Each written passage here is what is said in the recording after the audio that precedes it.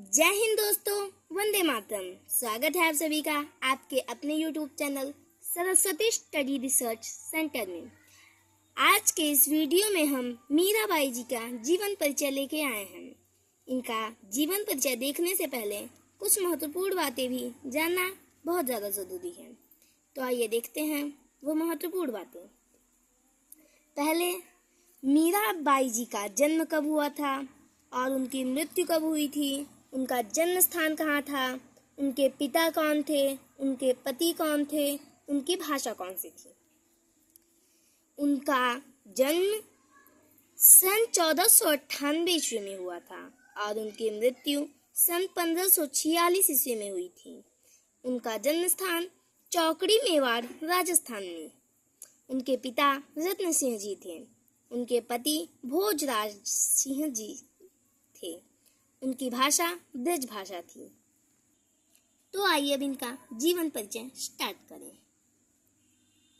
जोधपुर के संस्थापक राव जोधा जी की प्रपौत्री, जोधपुर नरेश राजा रत्न सिंह की पुत्री और भगवान श्री कृष्ण के प्रेम में दीवानी मीराबाई का जन्म राजस्थान के चौकड़ी नामक ग्राम में सन 1498 ईस्वी में हुआ था।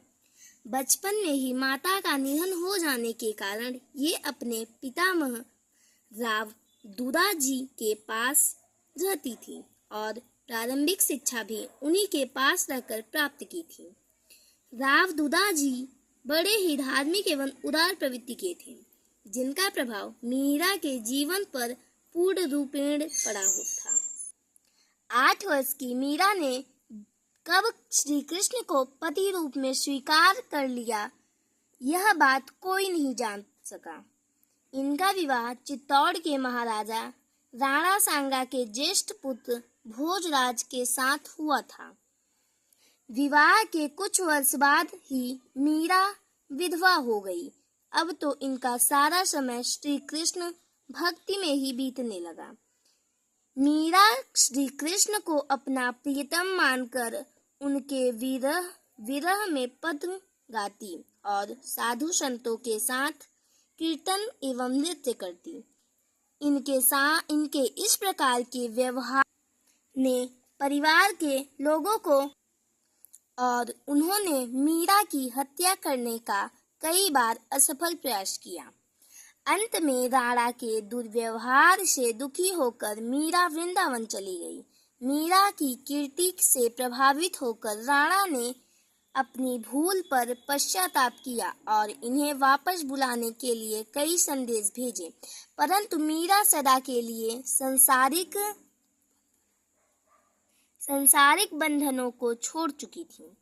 कहा जाता है कि मीरा एक पद की पंक्ति हरि तुम हरो जन की पीर गाते गाते भगवान श्री कृष्ण की मूर्ति में विलीन हो गई थी। मीरा की मृत्यु द्वारका में सन 1546 ईस्वी के आसपास हुई थी। तो अब आइए इनकी साहित्यिक सेवाएं देखते हैं। मीरा के काव्य का मुख्य स्वर कृष्ण भक्ति है। इनके काव्य में इनके हृदय की सरलता तथा निश्चलता स्पष्ट रूप से प्रकट होती है। इनकी भक्ति साधना ही इनकी काव्य साधना है। दाम्पत्य प्रेम के रूप में व्यक्त इनके संपूर्ण काव्य में इनके हृदय में मधुर भाव गीत बनकर बाहर उमड़ पड़े हैं। विरह की स्थिति में इनके वेदनापूर्ण गीत एवं भक्ति से ओतप्रोत इनके गीत आज भी तन्मय होकर गाए जाते हैं। कृष्ण के प्रति प्रेम भाव की व्यंजना ही इनकी कविता का उद्देश्य रहा है। तो आइए अब इनकी रचनाएं देख लेते हैं। मीरा की रचनाओं में इनके हृदय की विहलता देखने को मिलती है। इनके नाम से 7-8 रचनाओं के उल्लेख मिलते हैं। नंबर 1 नारसी जी का मायरा। नंबर 2 राग गोविंद। नंबर 3 गीत गोविंद की टीका। नंबर 4 राग सोरठ के पद। नंबर 5 मीराबाई की मलार। नंबर 6 गरबा गीत। नंबर 7 राग विहाग एवं फुटकर गीत, फुटकर पद। इनकी प्रसिद्धि का आधार मीरा पदावली एक महत्वपूर्ण कृति है। भाषा शैली अब देखते हैं। मीरा ने ब्रज भाषा को अपनाकर अपने गीतों की रचना की। इनके द्वारा प्रयुक्त इस भाषा पर राजस्थानी, गुजराती एवं पंजाबी भाषा की स्पष्ट छाप परिलक्षित होती है। इनकी काव्य भाषा अत्यंत मधुर, सरस और प्रभावपूर्ण है। इनके सभी पद गेय हैं। इन्होंने गीति काव्य की भावपूर्ण शैली अथवा मुक्तक शैली को अपनाया है।